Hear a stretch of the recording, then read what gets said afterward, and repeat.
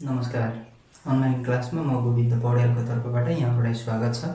Class 11 को government accounting अन्तर्गत journal भाउचरसँग सम्बन्धित स्यालेरी डिस्ट्रिब्युसनको केस हामी सल्युसन गर्दैछौँ र त्यस अन्तर्गत स्यालेरी डिस्ट्रिब्युसनका केही इक्जाम्पलहरू लिएर म यहाँहरुसँग उपस्थित भइसकेको छु र यसमा मैले दुईवटा कन्डिसन, एउटा त स्यालेरीको टोटल एमाउन्ट दिएको कन्डिसन, अर्को चेकको एमाउन्ट, चेकद्वारा कति पेमेन्ट गरियो वा डिस्ट्रिब्युसन गरियोसँग सम्बन्धित एमाउन्ट दिएको अलग अलग कन्डिसन भएको स्यालेरी डिस्ट्रिब्युसनसँग सम्बन्धित केस लिएर उपस्थित भएको छु। पहिलो क्वेसनमा जाउँ। Out of the total salary for the month rupees 1 lakh, यो 1 लाख जुन दिएको छ, यो 1 लाख भनेको चाहिँ total salary during the month for the month total दिएको एमाउन्ट हो।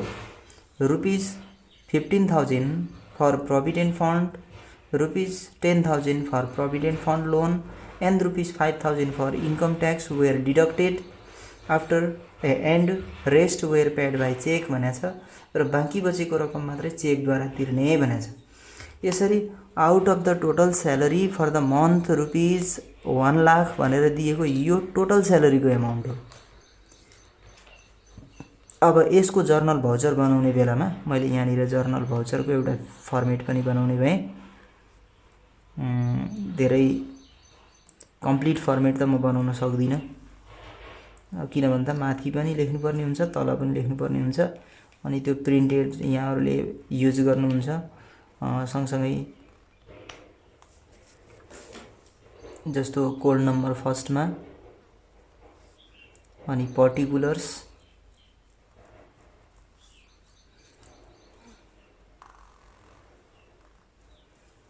यहाँनिर एलएफ को लागि कलम, अनि बजेट हेड नम्बर, अनि एउटामा हामी डिआर एमाउन्ट, डिआर रुपीज लेख्छौँ भने अर्कोमा सिआर रुपीज लेख्छौँ। अब जाउँ यो क्वेसन अनुसार स्यालेरी डिस्ट्रिब्युसन गरिएको छ। स्यालेरी डिस्ट्रिब्युसन गरियो भने स्यालेरी खर्च हो, स्यालेरी खर्च हो, खर्च all expenses and losses are debit भन्ने नोमिनल एकाउन्टको जुन रुल छ त्यही अनुसार हामी के गर्छौँ भने DR BE budget expenditure salary भनेर लेख्छौँ। स्यालेरीको कोड नम्बर भने 2111 हो र यहाँ स्यालेरीको एमाउन्ट दिएको हुनाले हामी यहाँ डेबिट साइडमा स्यालेरी भनेर 1 लाख देखाउनु पर्छ। अब हामी के गर्छौँ भने क्रेडिट साइडमा जस्तो टोटल स्यालेरी त कति हो भन्दा 1 लाख हो, जसमध्येबाट 15,000 प्रोभिडेन्ट फन्ड डिडक्सन गर्यो, अनि 10,000 चाहिँ प्रोभिडेन्ट फन्ड लोन भनेर डिडक्सन गरेको छ र 5,000 इन्कम ट्याक्स डिडक्सन गरेर बाँकी बचेको एमाउन्ट मात्रै चेकद्वारा तिरियो भनेको हुनाले हामी अरु के हुन् त भन्दा डिडक्सन गरेको स्यालेरीबाट घटाएको एमाउन्ट भएको हुनाले त्यसलाई हामी क्रेडिट साइडमा लेख्यौँ। क्रेडिट साइडमा हामी क्रेडिट प्रोभिडेन्ट फन्ड कति 15,000, यो बजेट एक्सपेन्डिचर होइन, यसको यहाँ हामी कोड नम्बर लेख्दैनौँ हैन, बजेट हेड नम्बर लेख्दैनौँ। त्यस्तै सिआर प्रोभिडेन्ट फन्ड लोन, अब यो लोन पनि रिफन्डको कुरा होला, यसलाई हामी यहाँनिर 10,000 लेख्यौँ। त्यस्तै क्रेडिट इन्कम ट्याक्स, क्रेडिटमा इन्कम ट्याक्स भनेर 5,000 छ, त्यसलाई हामी देखाउँछौँ। अब rest amount were paid by cheque भनेको छ, त्यही भएर अब नेपाल सरकारले केही चिज भुक्तानी गर्नु पर्यो भने नेपाल राष्ट्र बैंक थ्रुबाट भुक्तानी गर्ने हुनाले क्रेडिट साइडमा हामी बाँकी बचेको अमाउन्टलाई नेपाल राष्ट्र बैंक भनेर लेख्छौँ। कति एमाउन्ट हुने त 1 लाखबाट यसलाई लेस गर्नु पर्यो, 30,000 हुन्छ। यो 30,000 लेस गर्दा 70,000 रिमेनिङ हुन्छ। अनि बिङ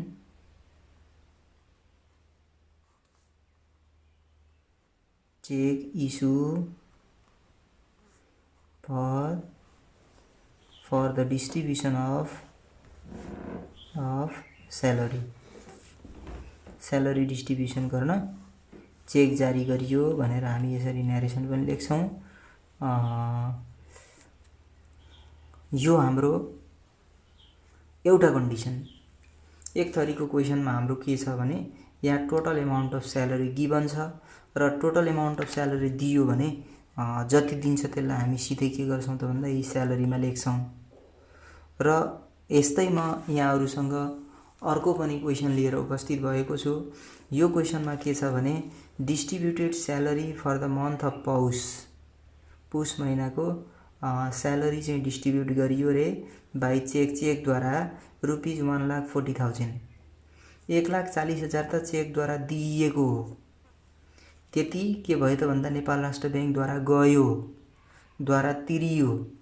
यस्तो कन्डिसनमा हामी यो जुन 1,40,000 छ यसलाई हामी यहाँ क्रेडिट नेपाल राष्ट्र बैंक भनेर लेख्छौँ। यहाँनिर देखाउनु पर्ने हुन्छ। तसर्थ हामी अब जर्नल भाउचर बनाऊ। यसको सेम फर्मेट। अब प्रत्येक ट्रान्ज्याक्सनको लागि यहाँहरुले अलग अलग जर्नल भाउचरको फर्मेट युज गर्नुहुन्छ अनि सबैको लागि अलग अलग भरेर अनि त्यसपछि छोड्नुहुन्छ। अब के छ भने यो स्यालेरी डिस्ट्रिब्युसनको केस यहाँहरुको एक्जाममा 2-3 वटा आउँदैन।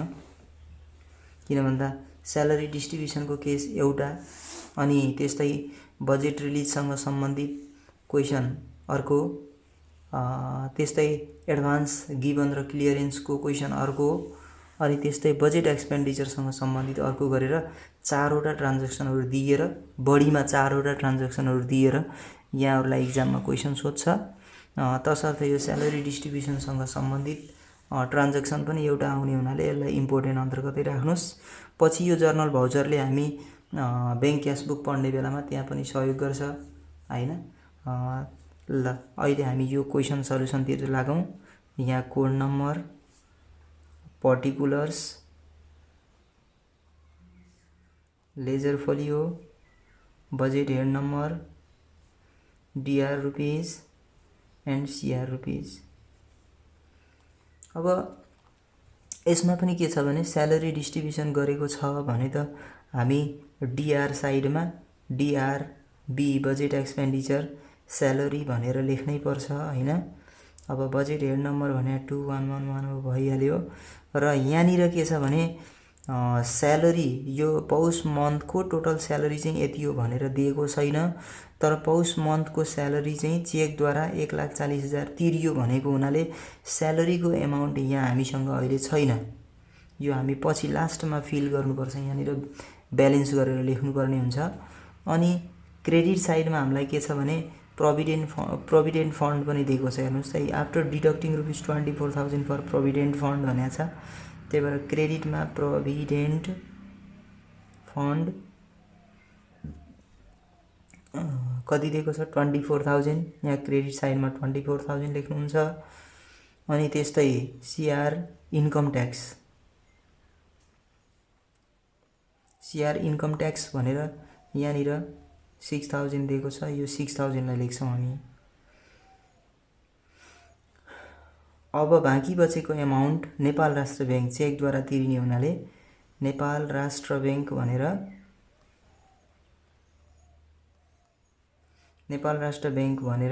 हाम्रो 1,40,000 दिएको छ। यो 1,40,000 लाई यहाँ देखाउनु पर्छ। चेकद्वारा 1,40,000 तिरिएको हुनाले हामी यहाँ देखायौं। अब यो तीनवटालाई हामी एड गरेर के गर्छौं त भन्दा स्यालेरीको एमाउन्ट निकाल्छौं। जस्तो 1,40,000 अनि प्लस 24,000 प्लस 6,000 यो गर्दा 1,70,000 आउँछ। यहाँनिर हामी डीआरबी स्यालेरीमा ब्यालेन्स गरेर 1,70,000 लेख्छौं। यसरी हामी अघिल्लो केसमा हाम्रो के थियो भने स्यालेरीको एमाउन्ट आफैले 1 लाख दिएको थियो। Out of the total salary of rupees 1 lakh भनेर दिएको थियो हैन। तर अहिले के छ भने स्यालेरीको एमाउन्ट नदिएर चेकद्वारा डिस्ट्रिब्युसन गरिएको एमाउन्ट दिएको हुनाले हामी ब्यालेन्स गरेर अहिले यहाँनिर हामी डेबिटमा स्यालेरी निकाल्नु परेको छ। यसमा पनि हामी न्यारेसन लेख्दा being a check issued for the distribution of salary भनेर स्यालेरी डिस्ट्रिब्युसनका लागि चेक जारी गरियो भनेर न्यारेसन लेख्यौँ हामी छोटो न्यारेसन। यो केसमा के छ भने खाली स्यालेरी डिस्ट्रिब्युसनको पेमेन्ट अफ स्यालेरीसँग सम्बन्धित कुराहरूलाई मात्रै फोकस गरेको छ हैन। तर के हुन्छ भने स्यालेरीको केसमा के हुन्छ भने यो डिडक्टेड एमाउन्टहरूलाई डिपोजिटेड टु कन्सर्न अफिस भनेर पनि समावेश गरेको हुन्छ। यदि त्यस्तो छ भने फेरि हामी के गर्छौं भने जे एमाउन्टहरू डिडक्टेड गरेको छ जस्तो प्रोभिडेन्ट फन्ड छ भने प्रोभिडेन्ट फन्ड, अनि त्यस्तै प्रोभिडेन्ट फन्ड लोन छ भने provident fund loan, income tax छ भने इन्कम ट्याक्स, यिनीहरूलाई हामी डेबिट गर्छौं र क्रेडिटमा नेपाल राष्ट्र बैंक भनेर अनि फेरि हामी यिनीहरूको एमाउन्टहरू देखाएर जर्नल भाउचर प्रिपेयर गर्नुपर्ने हुन्छ। यो भन्दा अघिल्लो क्लासमा हामी गरेकै थियौं, तर यो क्वेशनमा त्यो नभनेको हुनाले मैले यहाँ चाहिँ गराइन। त्यो deducted amount deposited to concern office भनेर क्वेशनमा सोध्या छैन भने हामी अलग्गै जर्नल भाउचर बनाइरहनु पर्दैन, सोध्यो भने मात्रै बनाउनु पर्छ। र यसरी मैले यहाँहरुसँग आजको क्लासमा स्यालेरी डिस्ट्रिब्युसनसँग सम्बन्धित दुईवटा एक्जाम्पल लिए, दुईवटा एक्जाम्पलहरुको सल्युसन पनि गर्दिए। यस्तै अर्को क्लासमा पनि म अर्को केस लिएर उपस्थित हुने नै छु। तबसम्मका लागि यहाँहरुसँगबाट बिदा हुन्छु। हस्त नमस्ते।